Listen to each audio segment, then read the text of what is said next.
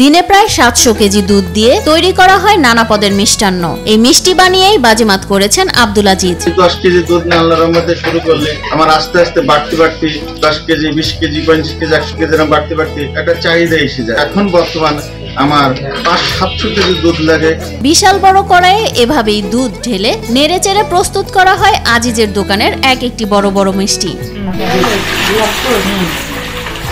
ঘন করে জাল দেয়া গরম দুধ বড় একটি পাত্রে ঢেলে নিয়ে একটি জগের মাধ্যমে ঠান্ডা করা হয়। পরে দুধ নিয়ে একদিকে শুরু হয় দই তৈরির প্রক্রিয়া, আর অন্যদিকে চলে বিভিন্ন আকৃতির মিষ্টি তৈরির কর্মযজ্ঞ।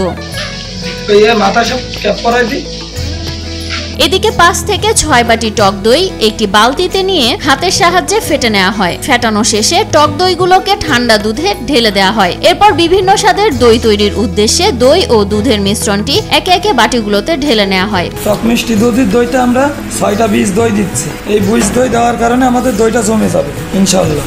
এই দেখুন আমাদের বীজ দই ফাটানো হচ্ছে এবং এই বীজ দইটা দুধের সাথে মিশ্রণ করব। প্রায় 500 কেজি দুধ জাল দিয়ে স্পেশাল দইয়ের সর বানানো হয়। দুধ ও দইয়ের মিশ্রণ জমাট বাঁধলেই তার উপর দেওয়া হয় খাঁটি দুধের সেই ঘন সর। শত শত কেজি দুধ থেকে সর তৈরি হয় মাত্র 8 থেকে 10 কেজি। আজিজ মিষ্টান্ন ভান্ডারের স্পেশাল সরের দই, সেই সরের দইয়ের জন্য আমরা এই সর সংগ্রহ করছি। এটা আমরা শুধু এই দুধের থেকে সংগ্রহ করে থাকি, একদম খাঁটি পিওর সর। এই দেখুন এই যে সম্পূর্ণ সর, এখানে প্রায় 8 থেকে 10 কেজি সর আছে। এটা অনেক স্পেশাল দই।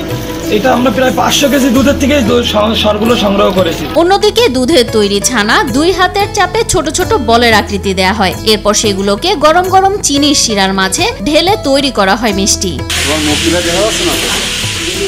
ঝালমুড়ির ব্যবসা ছেড়ে মাত্র 10 কেজি দুধ দিয়ে মিষ্টির ব্যবসা শুরু করেন আজিজ। দিন যত গড়াতে থাকে ততই বাড়তে থাকে তার উৎপাদন। আমি 2-300 টাকা শুরু জোগাড় করে প্রথমে ঝালমুড়ি ব্যবসা করি ফুটপাত স্টেশন রোডে। তারপরে আমার মনে হলো যে 10 কেজি দুধ নিয়ে আমি মিষ্টি বানাই। 1997 সালে বেনাপোলে আসি। আসার পরে 2-3 বছর আমি পরের দোকানে কাজ করি।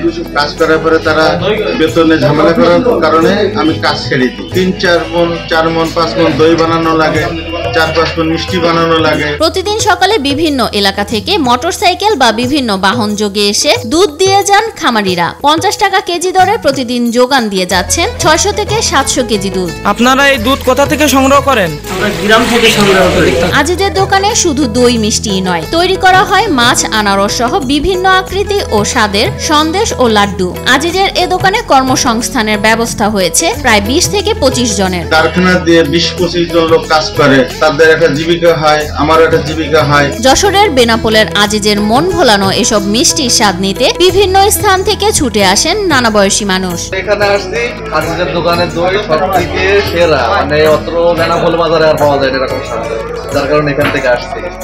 যাই লাগে মিষ্টি জাতীয় এখানে পাওয়া যায়। আজিজের এ দোকানে রয়েছে পার্সেলের ব্যবস্থাও। পরিমাণ মতো যে কোনো মিষ্টি বা দই কিনে পরিবারের জন্য নিয়ে যান ক্রেতারা। পরিচ্ছন্নতা এবং ভালো মানের মিষ্টি আজিজের এখানে পাওয়া যায়। ডায়াবেটিস দই, টক দই, টক মিষ্টি দই ও মিষ্টি দই সহ 4 প্রকার দই তৈরি হয় আজিজের কারখানায়। প্রতিদিন 4 থেকে 5 মণ দই চলে এ দোকানে। তবে বিভিন্ন মানের চমচম, রসমালাই, দুধমালাইয়ের স্বাদ নিতে লাইন পড়ে যায় তার দোকানে। এখানে দুধের মানটা আসলে ভালো, হ্যাঁ এখানে দুধের মান ভালো। এরকম আমরা খাইছি এখান থেকে নিয়ে, এখন দুধের স্বাদ করে ভালো, দাম একদম স্বাভাবিক। আজিজের মিষ্টি যাচ্ছে যশোর, সাতক্ষীরা, ঢাকা, চট্টগ্রাম সহ দেশের বিভিন্ন প্রান্তে। জামতলার বিখ্যাত রসগোল্লা আর বগুড়ার দই পাওয়া যাচ্ছে আজিজের মিষ্টান্ন ভান্ডারে। এখানকার মিষ্টি ভালো এবং স্বনামধন্য, আর দ্বিতীয়ত এনাদের ব্যবহারটা অনেক ভালো লাগে। দেশবাসী আমার জিনিস যারা যা খায় তারা খুব ভালো বলে এবং আবার এসে নেয়।